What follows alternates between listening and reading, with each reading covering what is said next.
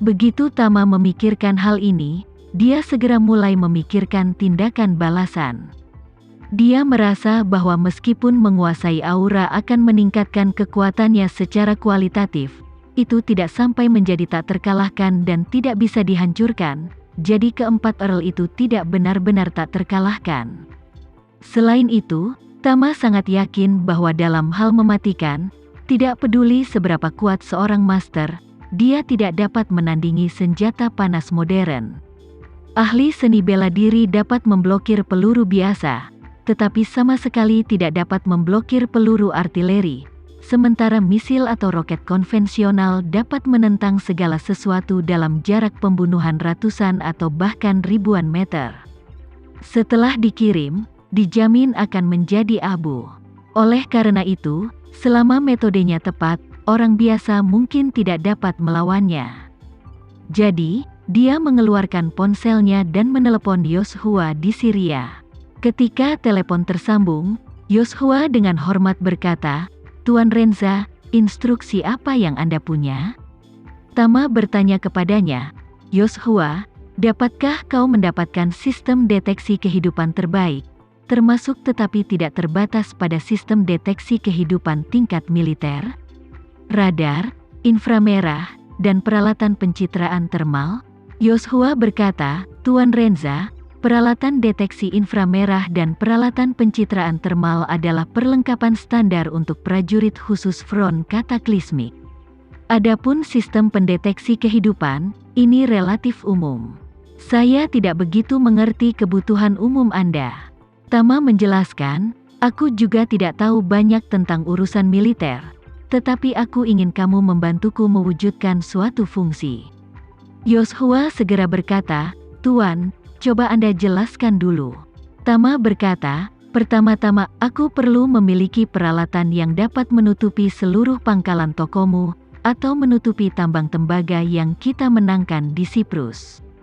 Peralatan ini dapat bekerja 24 jam sehari. Deteksi tubuh hidup di seluruh area cakupan. Artinya, aku tidak peduli prinsip apa yang digunakannya. Apakah itu inframerah, pencitraan termal, atau logika deteksi kehidupan lainnya.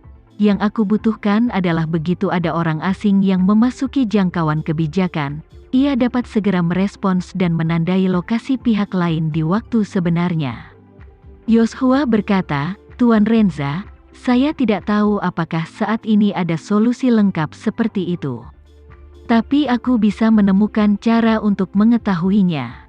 Tama bersenandung, dan berkata lagi, "Permintaan keduaku adalah kamu harus menemukan cara untuk memberiku beberapa senjata anti pesawat jarak dekat, dan menggabungkan senjata anti pesawat jarak dekat ini dengan sistem yang baru saja ku sebutkan dan setelah kamu menemukan orang asing menyelinap masuk, kamu akan menggunakan senjata anti pesawat jarak dekat untuk menguncinya dengan erat. Begitu dia memiliki masalah, kamu akan mengejarnya sampai mati. Itu harus seperti pertahanan anti pesawat jarak dekat terhadap rudal. 100 putaran peluru dapat mencapai jangkauan daya tembak menyeluruh." Yoshua berseru, "Tuan Renza, saya berani mengingatkan Anda, senjata anti pesawat jarak dekat bukanlah senapan mesin, itu adalah senapan mesin, dan itu adalah senjata tembak. Senapan mesin berkecepatan sangat tinggi, Anda dapat memahaminya sebagai senapan mesin Gatling berukuran super yang puluhan atau bahkan ratusan kali lebih kuat. Itu adalah pembunuh besar yang digunakan di kapal perang untuk melawan rudal atau untuk melawan jet tempur di darat. Jika Anda menggunakan benda ini untuk memukul orang, itu akan meledakkan orang dalam satu tembakan. Bukankah itu terlalu buruk bagi Anda?" Tama berkata dengan serius, "Tidak. Aku takut daya tembak tidak mencukupi. Jadi aku harus tetap berada di daya tembak. Beri aku banyak kekayaan. Bahkan jika satu tembakan dari senjata anti pesawat jarak dekat dapat meledakkan seseorang berkeping-keping, kamu masih harus menembakkan ratusan atau bahkan ribuan peluru dalam satu tarikan napas. Ingat satu hal, selama target kita diserang oleh sistem ini setelah salam, jika masih ada pecahan yang beratnya lebih dari 50 gram, itu adalah kelalaianmu." Tama pernah menyaksikan bagaimana master seni bela diri dibantai oleh senjata modern di New York. Terlepas dari seberapa kuat master tersebut, tapi ketika peluru datang dengan padat seperti tetesan hujan, mereka tidak bisa menahannya selama beberapa detik sama sekali.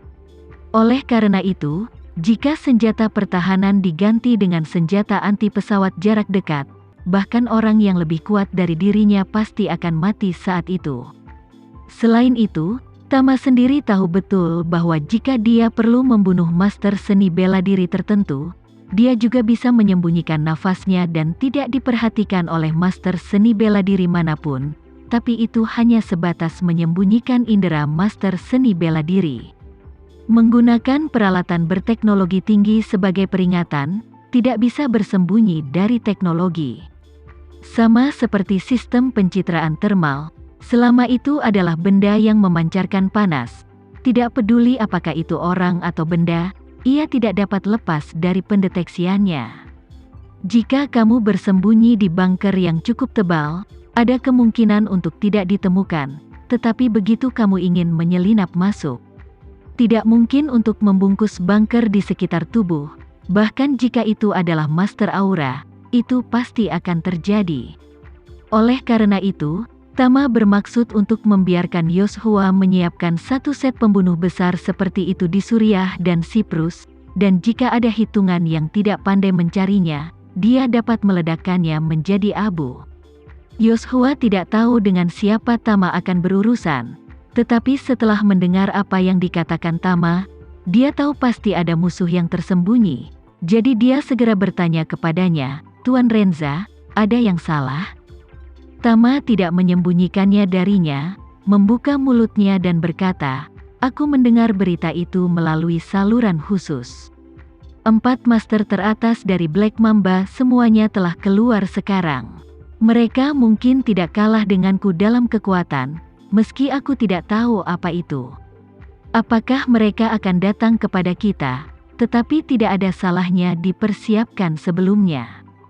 Yoshua berpikir sejenak dan menjawab, "Tuan, ini bukan senjata pertahanan jarak dekat tercanggih di dunia saat ini, tetapi banyak senjata pertahanan jarak dekat AK-630 dan 30 mm dari bekas Uni Soviet telah mengalir ke pasar senjata internasional. Meskipun harganya sangat tinggi, dengan cadangan modal saat ini dari front kataklismik, membeli sangat mudah untuk mengembalikan beberapa set, dan bukan masalah besar untuk memasangnya di pangkalan di Suriah, tetapi Siprus akan sangat merepotkan. Bagaimanapun, ini adalah negara berdaulat. Begitu kami menggunakan peralatan semacam ini di Siprus, saya khawatir pemerintah Siprus akan segera campur tangan. Saya khawatir akan ada beberapa masalah saat itu." Tama berkata, "Kamu tidak perlu memikirkannya, karena sistem pertahanan ini adalah garis pertahanan terakhir kita. Begitu ahli top benar-benar menyerang, jika kita tidak melawan, semua orang di tambang tembaga akan mati. Hanya ada satu jalan buntu, dan tidak ada yang bisa melarikan diri. Karena itu, begitu lawan menemukan kita, pertama-tama kita harus menembak dan membunuh tuan lawan, dan kemudian meledakkan tambang tembaga di Siprus, dan semua orang mundur ke Suriah dalam semalam. Akibatnya, Black Mamba tidak hanya akan kehilangan seorang jenderal, tetapi juga akan memotong semua petunjuk, membuat mereka tidak dapat menyerang." Tama tidak takut pada 4 Earl Black Mamba. "Jika kamu tidak mencapai tempat itu, suatu hari kamu akan tiba-tiba diserang oleh orang-orang ini. Terutama Siprus. Nasib para prajurit itu, penjaga kavaleri pemberani itu, dan keluarga serta anak-anak mereka bisa sangat tragis. Jika keempat Earl mengetahui bahwa mereka tidak normal, mereka pasti akan mengalami bencana. Oleh karena itu, Tama membutuhkan Yoshua untuk melakukan persiapan matang terlebih dahulu, terutama di Siprus. Jika lawan melanjutkan garis isyana, Siprus harus menjadi tujuan yang tidak akan pernah ditinggalkan lawan. Menurut ide Tama, Yoshua harus bergegas dan melengkapi Siprus dengan senjata pertahanan jarak dekat.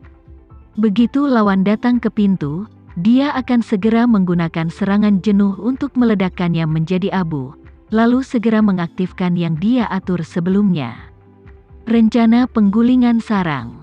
Yang disebut rencana penggulingan sarang adalah mengevakuasi semua personel di seluruh tambang tembaga secara tertib dan kemudian meledakkan tambang sepenuhnya.